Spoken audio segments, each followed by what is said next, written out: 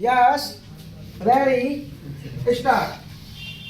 With respect to what my friend is asking us to do, I am one with him. I would be the happiest person if this is included in the chapter on fundamental rights.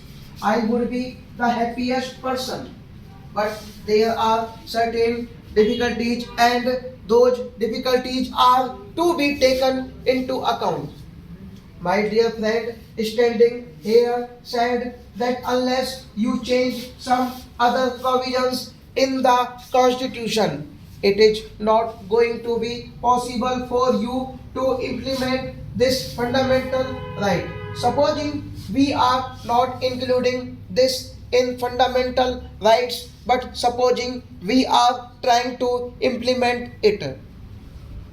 In Maharashtra, the employment guarantee resolution was passed and then the law was passed. Now we are trying to see that this is included in the fundamental rights chapter. But there was difficulty in America when President Roosevelt under the New Deal made a law to see that those who were in service were not retrenched in the recession period. That law was challenged in the Supreme Court, and that law was first struck down when he came out openly and when he said, I pack the benches. That pack the benches phrase changed the entire situation, and a different judgment was given, and law was again declared as not ultra virus of the constitution. That is the position there. Now if you make a change of this kind, if you pass a law that is not going to help us, it may somehow or the other create so many difficulties. We have Article 32 in our Constitution. What does Article 32 and also Article 26 provide? Article 32 provides the right to an individual to go to the Supreme Court in order to enforce the fundamental rights made available to the citizens in the Fundamental Rights chapter.